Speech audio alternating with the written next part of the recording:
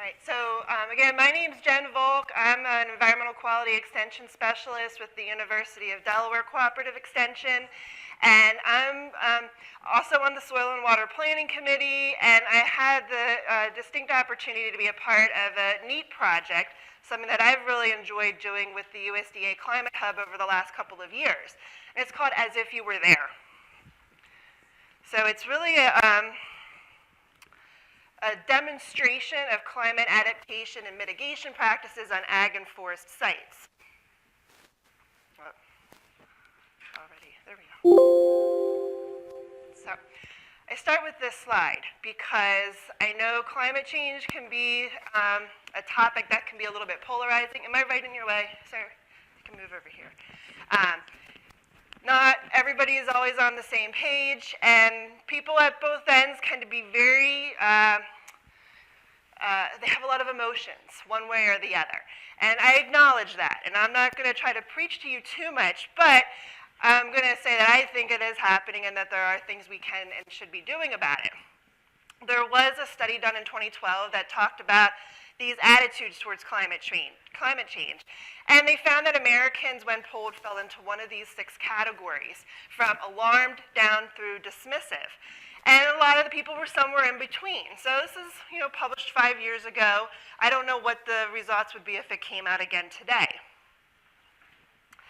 What I think is also interesting is the discrepancy between what scientists believe and what the public thinks scientists believe when it comes to climate change. This was a study that's been repeated several times. It was most recently published in 2017, and it was using data, I think, from 2016.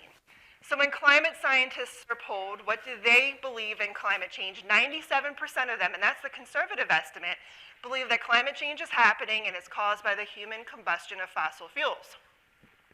When the public is asked, what do you think the scientific consensus is on climate change? Only 13% of them can come anywhere close to 97%. They said 13% said 90% or more are in agreement. The vast majority think that there's far less agreement in the scientific community. And what I think is even more alarming is that 28% of the people, when asked to give them a number between 1 and 100, couldn't even do that. They just said they didn't know. They have no idea what the scientific consensus on climate change is. And so the researchers said that that is an issue because it's sort of like marijuana. Knowing what scientists believe can kind of be like a gateway drug. If they know what the scientists believe, they might be then willing to believe that themselves or take some of those actions that are recommended by the scientific community. And so when we talk about science and data, Delaware is a very data-rich state. We have a lot of monitoring going on for all sorts of things. And Dan Leathers is our state climatologist, and he's had that position for quite a few years. And he has shared this slide in some of our impact assessment reports for climate change and then in other presentations. And it shows data going back to 1895 in our state, all the way up through the 2000s. And over that 100-year period of time, they've seen that the annual average temperature has gone up by 2 degrees over that decade. It's about 0.2 degrees a year. Or sorry, a decade. 2 degrees over a century. So we see that it's increasing, and it's not always steady. There's peaks and declines. You have warm years, you have cool years, but when you look at the long-term trend, which is what climate is, you're looking at it over a long-term period of time, they see it's going up. Then we also have tide gauge data. So in Lewis, Delaware, they have seen that the sea level has risen 13 inches over the last century at that location. And Delaware is one of the locations that are sinking the fastest. So we have this information too, and we had the great presentation by Danny yesterday talking about impacts on saltwater intrusion.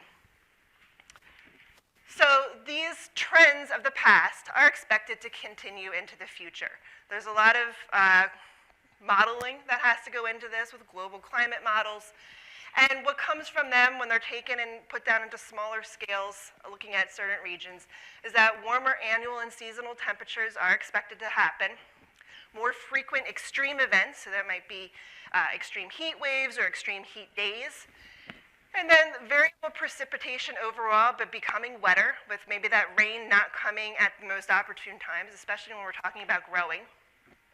And more frequent and intense rain events. And again, that could be at different times a year. So with respect to agriculture, some of the potential impacts when you're talking about heat could be more heat stress on our crops, and heat stress for our livestock, more demands for irrigation to water those crops that are being heat stressed, more demands for cooling to the livestock so that they don't have that stress, and then all sorts of new or increased pressures from diseases, pests, and weeds that we may not have had in our region previously. So these are not all things that are going to happen overnight, but gradually over time. And then with respect to water, there's going to be potential for drought stress, and then maybe too much water in other cases. Weather at extreme times, so the photo up here in the middle, this was a photo taken by Gordon Johnson, who I work with, of, I think, hail damage to cabbage. And then, you might have extreme snow events causing damage to structures. And then, as we heard yesterday, sea level is rising, and that could be impacting some of our coastal fields. So if you guys like to eat as much as I do, this is something that we should be making sure that farmers know about what these potential impacts could be, and what potential impacts they're experiencing now, and what tools might be available to them, and practices and technologies that they could be using to make sure that they maintain their profitability. So back in 2014, the USDA created this concept of climate hubs. So seven regional hubs were created around the region, the entire country, and we're in the Northeast. So that runs from Maine out to West Virginia, and then south through Maryland. So Virginia is in the Southeast. So I am the University of Delaware liaison to the Northeast Climate Hub. They have somebody from every land-grant institution communicate with them in some level or another. We try to get together on monthly conference calls. That has kind of weaned off a little bit to not be quite as frequent, but to know what's going on. Who's doing research on climate change? Who is doing outreach on climate change? And what do they know about? What's their community that they work with want to know about? And so the mission of this Northeast Hub is to help farmers and other land managers, they also work with foresters and people with ranged land, consider climate and weather variability in their decision making. And so, as I said, they work with the university and other government extension partners to provide practical science-based and regional specific information.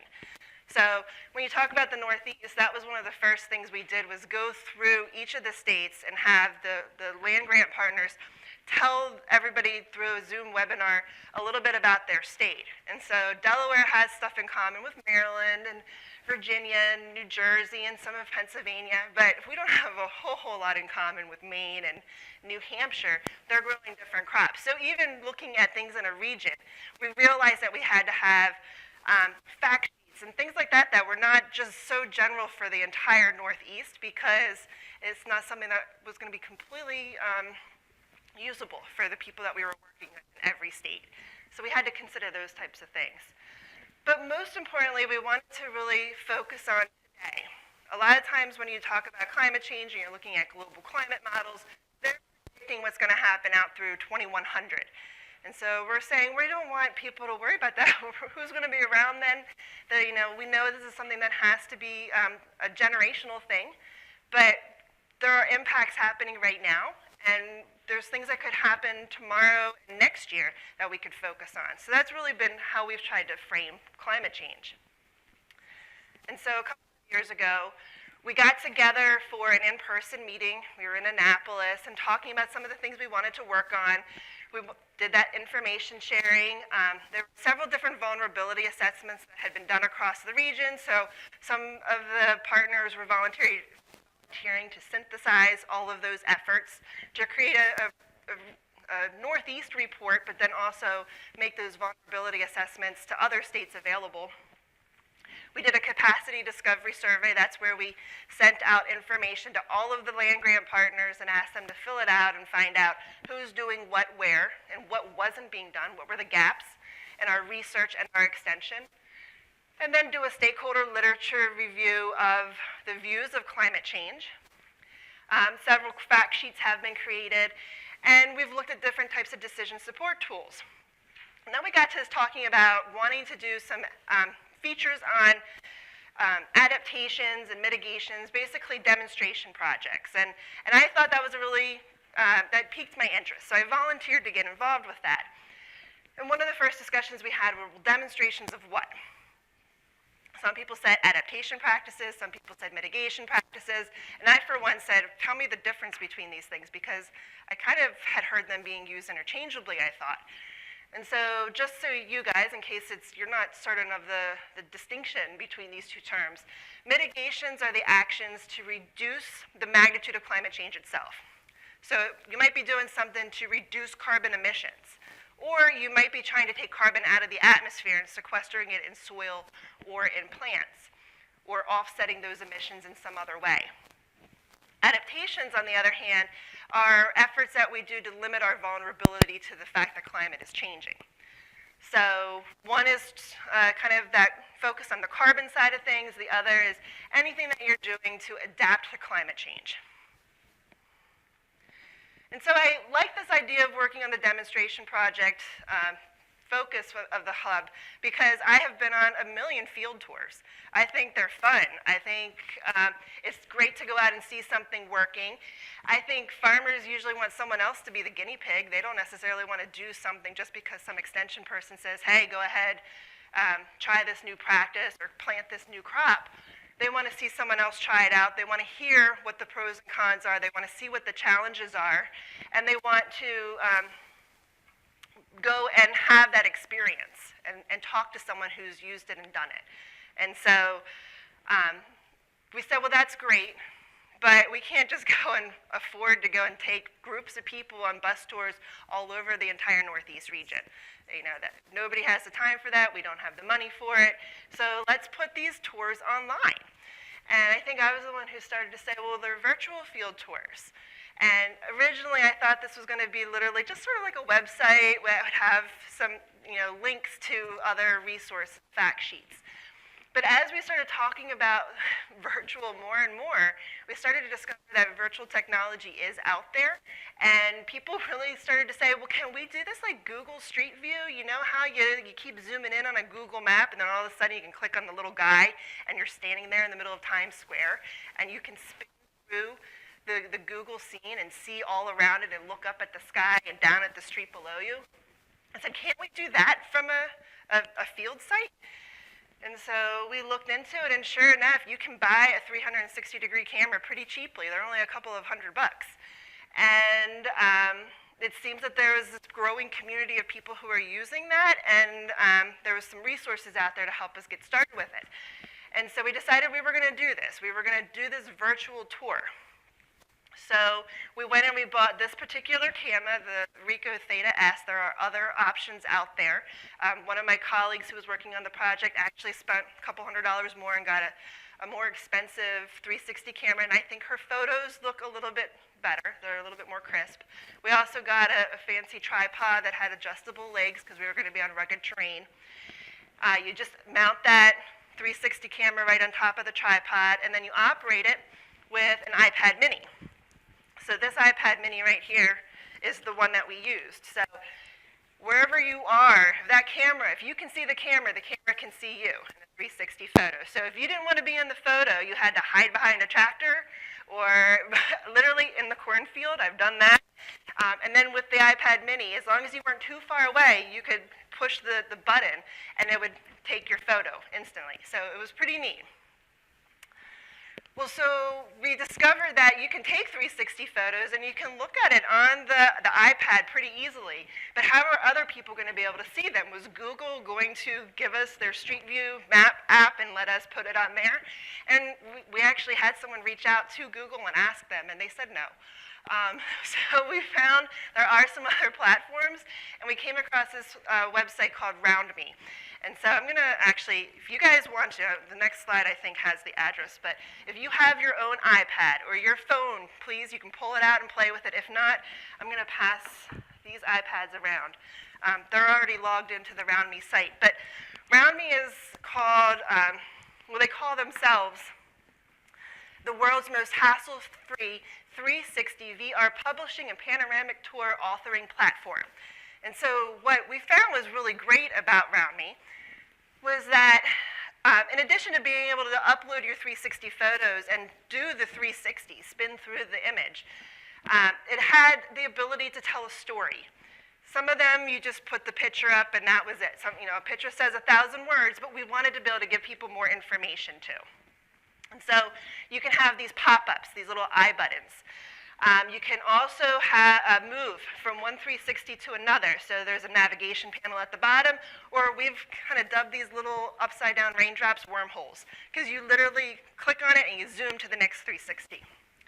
So this is the site for our project.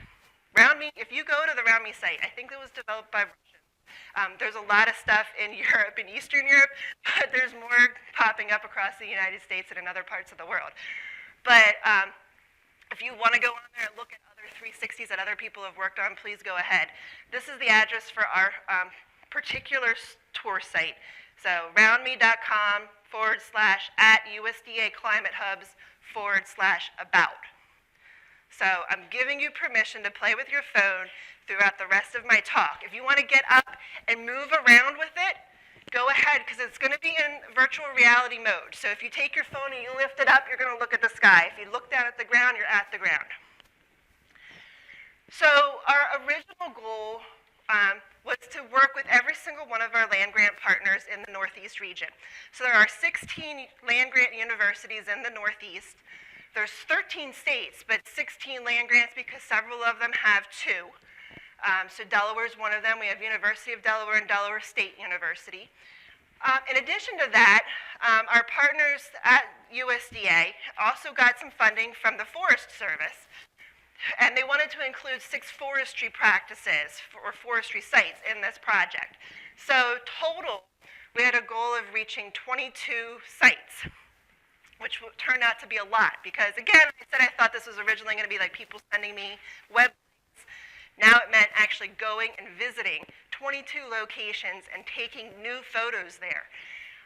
In addition, because RoundMe, you can have those pop-ups. In the pop-ups, you can have text, but you can also have photos, still photos, and you can have videos.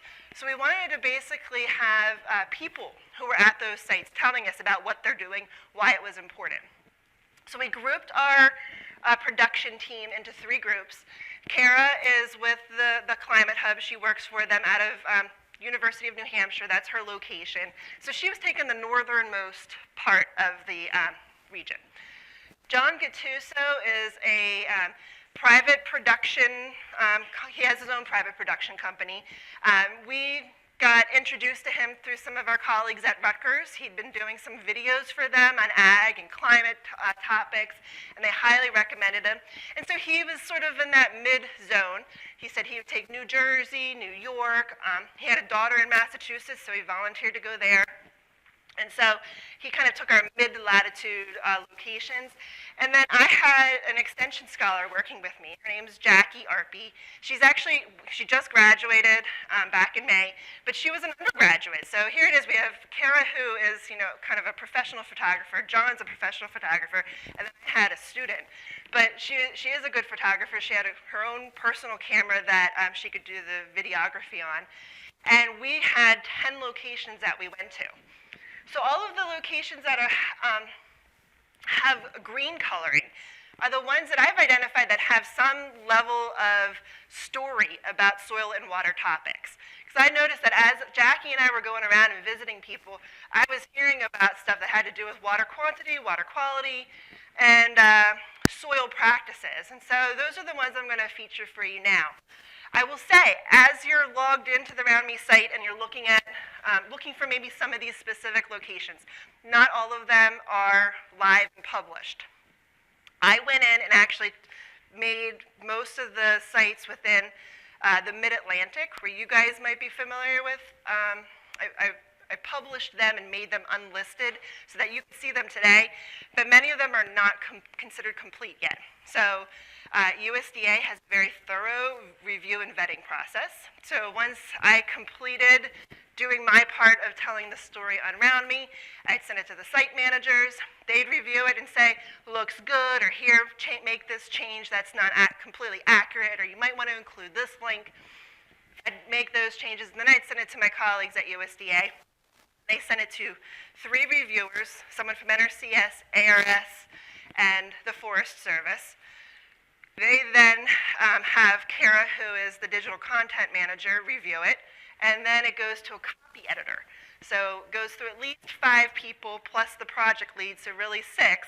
They do all sorts of tweaks and edits to the text. They make sure everything is sort of kosher with what they want the message to be, and then it comes back to me to make the final edits before it goes live. So you're getting an inside peek at some of these projects that they have not put the final publishing stamp on. So get a look at them now, because like 7 of them I'm taking right back off when I'm done. So as I was going back to say about the soil and water topics, some of these sites talk about tillage practices. A lot of them talk about cover crops. Whoops. This just completely fell off the clip. Give me 1 second. Here we go. And then a couple of them were talking about different types of soil amendments. Can you guys still hear me okay in the back? Okay. So biochar or compost. And then for the water quality sites or the water management sites, some of them have to do with quantity and some have to do with quality. So a lot of them were talking about leaching and runoff management. And so I'm just going to feature a few of them for you now, tell you a little bit about what's at these locations. And really why I want to introduce you guys to this all together is that you are sort of our first level of audience that we want to reach. We want to reach technical service providers and let you know about this as a tool. And then hopefully the people that you're working with, you might go, hey, I saw something neat that you might be interested in. Why don't you go ahead and log on to this site and look at some of the things that they're using. So this is the University of Vermont. This is Josh Faulkner. He actually came and spoke in some of our soil and water sessions, I think 2 years ago. He did a joint presentation with Tom Baisden. So what they're working on up in Vermont is a couple of different operations, and they're comparing fluxes of, they're looking at, I think, fluxes of nutrients, sediment, on different practices compared to different tillage management options. So a lot of this, sometimes I go, well, what does that have to do with climate change? And if there's going to be more intense rain or more frequent rain events, they want to make sure that it's not going to negatively affect the environment. So they're trying to see what is the difference between tillage management under different, or what's the difference between runoff fluxes under different tillage management regimes. And if it's going to become more wet, what can they predict will be the impacts? So they have a bunch of different 360s that you can go through and learn about things there. At Cornell, this is one that's looking at different types of soil amendments. John got to go and visit there. They have this new state-of-the-art biochar kiln that is on their campus. And they have a couple of different views from inside. And so this kiln, they're testing different types of inputs. So wood, litter, other types of manure, anything that you can burn, they're testing it to see what kind of biochar they get in the end and what's the best biochar to use as a soil amendment. And so one of our pop-ups talks about soil fertility benefits and why this is something that someone might want to consider doing. Now, obviously, nobody's going to go and build a kiln like this, but there's different ways that you can create biochar. And so that's something that maybe we need to even add on to there, is how you can then go and adapt this to your home operation. Some of the researchers that are working on this are actually doing some work in I think South Africa, different parts of Africa even, where they're trying to take certain smaller level kilns to villages and helping them improve their soil quality there because they're having some problems with it being arable. Also in New York, down the road from the Ithaca kiln is it's a operation with Angus cattle, and it's called Angus Glen. And the guy that's featured in this video, he's an extension agent for Cornell, but he owns this operation. This is his family's operation. And so he's taking some of what he does for his day job and implementing it on his family farm. And they're doing agroforestry. And so Brett talks a lot about intensive rotational grazing and how they're putting trees out in the middle of pastures and how those trees provide not only shade for the cattle, but it's also creating sort of more of a healthy natural environment where they're also being able to filter some water and not have as much of an impact on their local watershed. And so they've taken pasture areas and planted trees in it, and then they've also gone into forested areas and done selective tree removal so that cattle can go into those areas and use that for grazing. And they say that some of the forest areas that they have are actually sort of like living barns. And that's where they'll put the cattle during their rough winter periods. They'll move them from the forest sites so that they're getting more of that protection from the trees and not being exposed to the elements as much. But they never go inside. Their feet never touch concrete. So I think he has enough paddocks to move the cattle like once every 5 days so that they move around the whole farm a couple of times a year. A similar project, both that Angus Glen one and this one here at Dickinson College Farm were done as part of that forestry project where we were doing the 6 forestry sites. So Dickinson College Farm, this is in Pennsylvania, they're doing similar work with Agroforestry and Silvopasture. And so the people who we work with there, Jen Halpin, who is the farm manager, she took us all over the whole site. We talked about soil health because they use cover crops in certain locations where they'll grow vegetables and then they'll put cover crops down and then they'll rotate the cattle over to those areas after the cover crops die.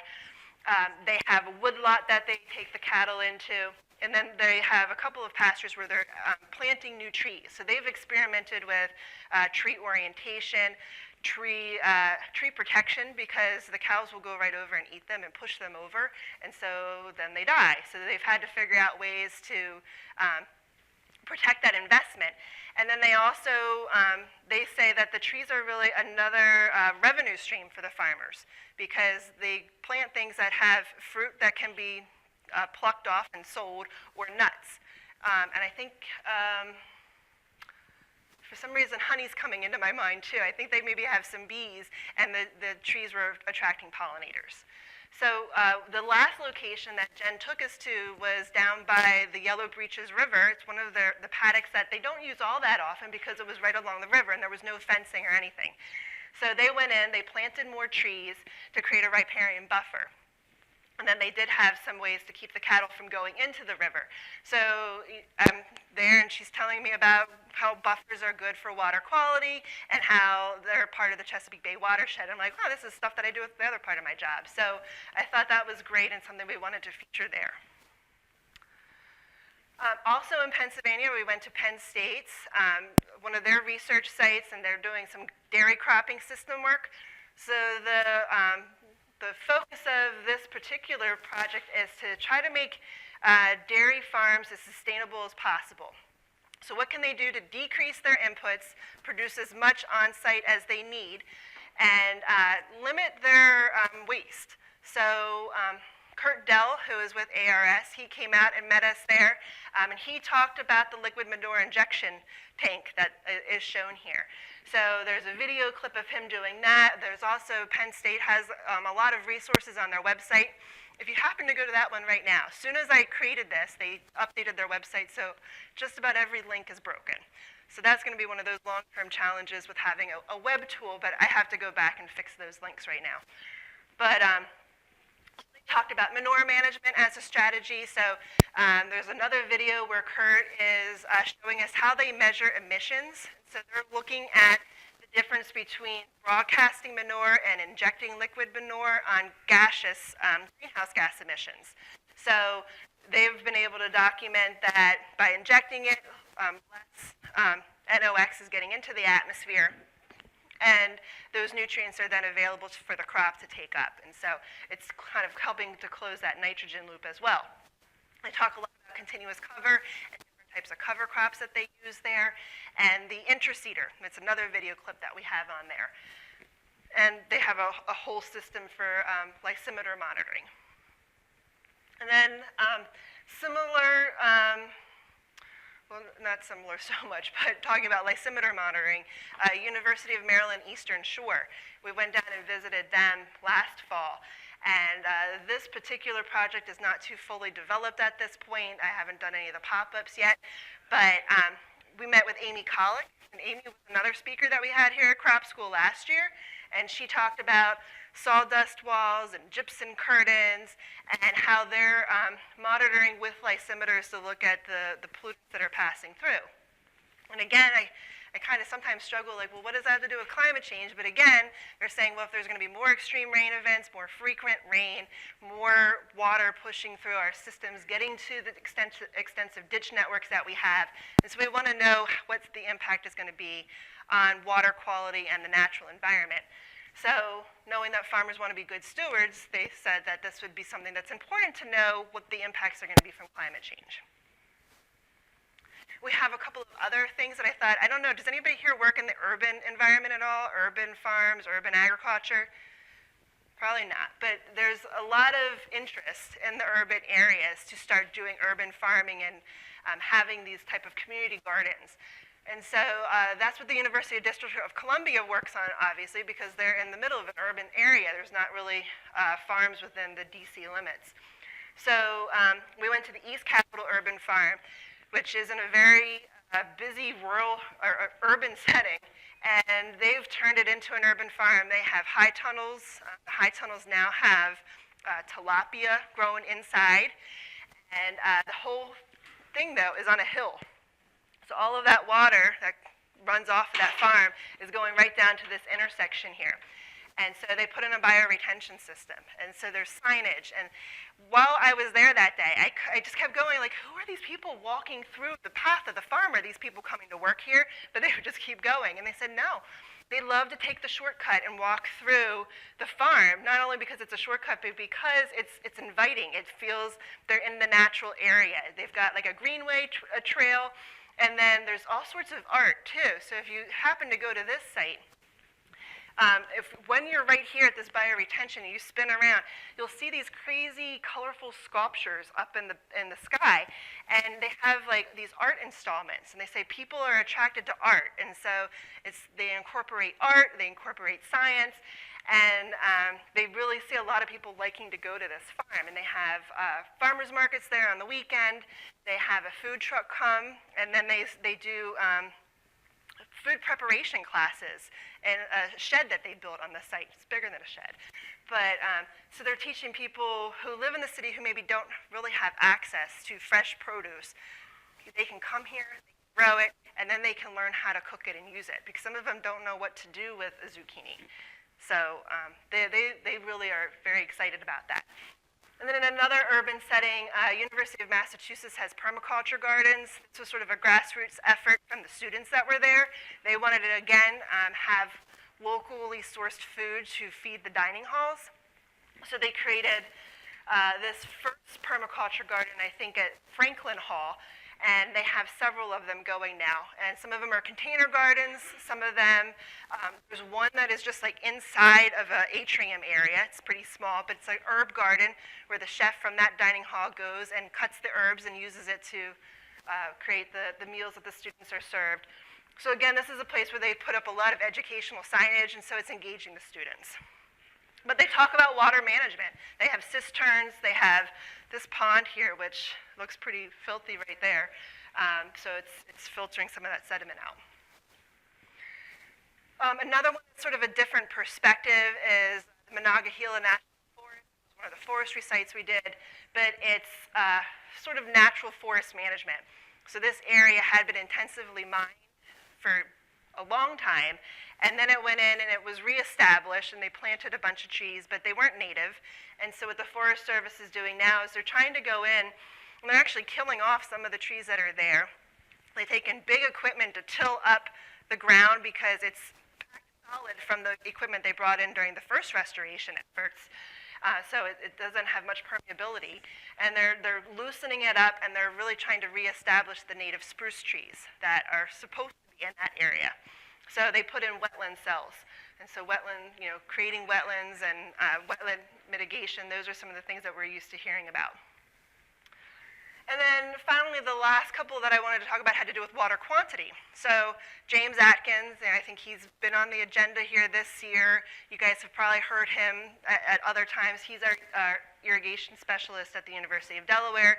We went out to the Warrington Irrigation Farm, and we looked at the work that he's doing with irrigation management and how to improve water use efficiency.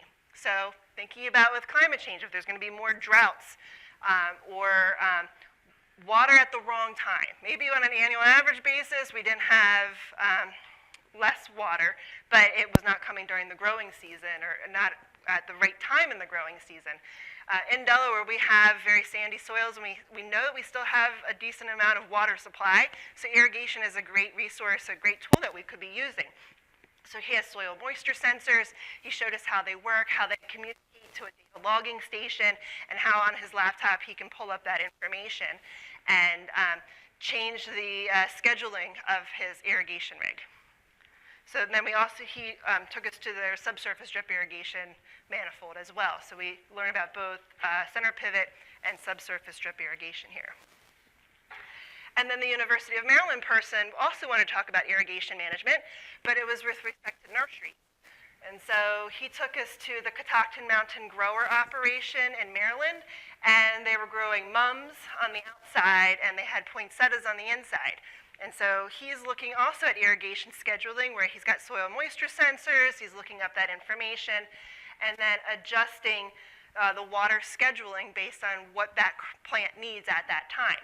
And so most of the stuff that he was doing has to do with drip irrigation, but he showed us that on the inside, the different types of irrigation that they can do. So there's overhead spray, and then there's also flooding, where they'll flood the floor out and the water comes up and it's fed through the soil. So that was pretty new for me. I had not been to an operation like that before.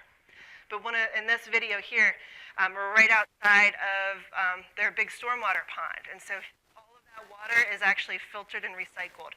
So at a nursery operation like this, the water quality is very important, because if there were contaminants, they would then get that out to all of their plants, and that would impact their ability to market them.